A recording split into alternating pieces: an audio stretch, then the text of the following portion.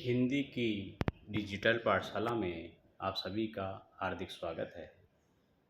आज की इस कक्षा में हम अध्ययन करने जा रहे हैं हिंदी साहित्य के छायावाद के महान कवि सूर्यकांत त्रिपाठी निराला जी के व्यक्तित्व, उनके कृतित्व और साथ ही उनकी रचना बादल राग के संदर्भ में हम चर्चा करेंगे। निराला जी का जीवन संघर्षों में बीता और आजन्म वे विपरीत परिस्थितियों से जूझते रहे। उनके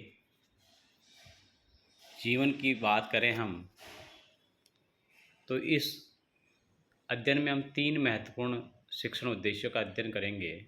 महाप्राण निराला के विराट व्यक्तित्व और उनके साहित्यिक योगदान कृतित्व का मूल्यांकन करना, छायावादी काव्य शिल्प और साहित्य में मुक्त छंद की विशेषताओं को गहराई से समझना और साथ ही जो तीसरा बिंदु है वो है बादल राग कविता में निहित शोषक शोषित वर्ग संघर्ष सामाजिक क्रांति के संदेशों की व्याख्या करना। महाप्राण निराला जी की बात करें तो उनका जन्म सन 1899 ईस्वी में महिषादल जो कि बंगाल में है वहाँ हुआ। पारिवारिक संघर्ष की हम बात करें तो अल्पायु में इस माता पिता और बाद में पत्नी मनोहरा देवी का निधन हो गया। वे मूल रूप से गढ़कोला जिला उन्नाव उत्तर प्रदेश के निवासी। साहित्यिक आरंभ की बात करें तो समन्वय और मतवाला पत्रिकाओं का उन्होंने संपादन किया। महाप्राण निराला जी का निधन सन 1961 में प्रयागराज में हुआ। निराला जी का व्यक्तित्व दो विपरीत ध्रुवों को जोड़ने वाला था। वे स्वाभिमानी थे और उनका निडर स्वभाव था। उन्होंने पूरे जीवन भर रूढ़ियों का विरोध किया, समाज की सड़ी गली परंपराओं का उन्होंने विरोध किया। साथ ही हम चर्चा करें कि उनके संघर्षशील जीवन की तो जीवन भर पारिवारिक व आर्थिक कष्टों को सहते हुए साहित्यिक रचना में अनवरत लगे रहे। विरोधियों के प्रहारों का साहित्य में निर्भीक उत्तर उन्होंने दिया। व्यक्तित्व की बात करें तो अद्भुत विरोधाभास का युक्त था। कठोर विद्रोही और कोमल दानशील, ये दो रूप उनके हमारे सामने दिखाई देते हैं। समाज की कुरीतियों के प्रति निर्मम, शोषकों और पाखंडियों के सबसे बड़े शत्रु, अपने सिद्धांतों पर वे हमेशा अटल रहे। कोमल और दानवीरता की यदि हम बात करें तो वे दीन दुखियों और शोषितों के मित्र, अपना सब कुछ दान कर देने वाले अक्खड़ और फक्कड़ स्वभाव के कवि। आइए उनकी रचनाओं की चर्चा करें। छायावाद के आधार स्तंभ प्रसाद पंत और महादेवी के साथ वे एक मुख्य पिलर के रूप में हमारे सामने आते हैं। भाषा शैली के अंदर तत्सम शब्दों की प्रधानता है और साथ ही बोलचाल की खड़ी बोली की अत्यंत सशक्त प्रयोग उन्होंने किए हैं। केवल कविता ही नहीं बल्कि उपन्यास, कहानी और निबंध का भी उन्होंने उत्कृष्ट योगदान दिया। उनकी कविताओं में लय, ताल, नाद और सौंदर्य दिखाई देता है। प्रमुख रचनाओं की यदि हम बात करें तो अनामिका, परिमल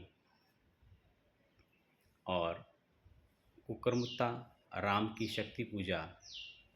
साथ ही यदि उपन्यासों की बात करें तो अप्सरा, अलका, प्रभावती, निरुपमा और चतुरी चमार जैसे कहानी संग्रह उन्होंने लिखे। प्रबंध पद्य और प्रबंध प्रतिमा के नाम से उन्होंने निबंध रचना की। ये उनका साहित्य संसार जिसकी हमने चर्चा की। मुक्त छंद के कवि निराला की कविताओं में मात्राओं और वर्णों के कठोर नियमों को उन्होंने आज़ाद किया। मनुष्य की मुक्ति की तरह कविता की मुक्ति होती है। मनुष्य की मुक्ति कर्मों के बंधन से छुटकारा पाना और कविता की मुक्ति छंदों के शासन से अलग होना, ये उन्होंने मुक्ति का संदेश दिया। उनका प्रभाव हिंदी साहित्य में नई क्रांति का सूत्रपात हुआ, जिसमें कविता अधिक स्वाभाविक और भाव प्रधान बनी। यदि बादल राग कविता की बात करें तो ये उनकी अनामिका संग्रह से ली गई है। ये एक लंबी कविता है जो 6 खंडों में विभाजित है और इसमें से छठा खंड हमारे आरोह भाग 2 पाठ्यपुस्तक में लिया गया है। इसका जो मूल स्वर है वो प्रकृति का सौंदर्य, सामाजिक क्रांति और शोषितों के प्रति सहानुभूति है।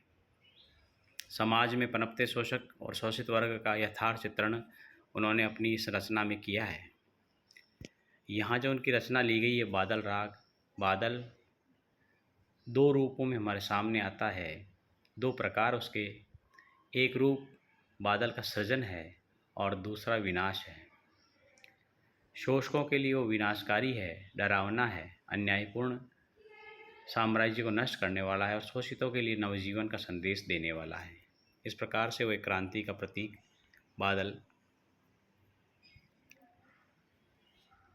पूंजीपतियों में आतंक की बात उन्होंने की है कि पूंजीपतियों के पास अपार धन है, परंतु उनका सुख अस्थायी और छलावा है। अट्टालिका नहीं है, आतंक भवन पंक्ति के माध्यम से उन्होंने शोषकों की ऊंची इमारतों वास्तव में आतंक के भवन है। क्रांति की भय, धनवान वर्ग हमेशा क्रांति की आशंका से कांपता रहता है। वह जब क्रांति होगी तो सबसे पहले उसका साम्राज्य नष्ट हो जाएगा।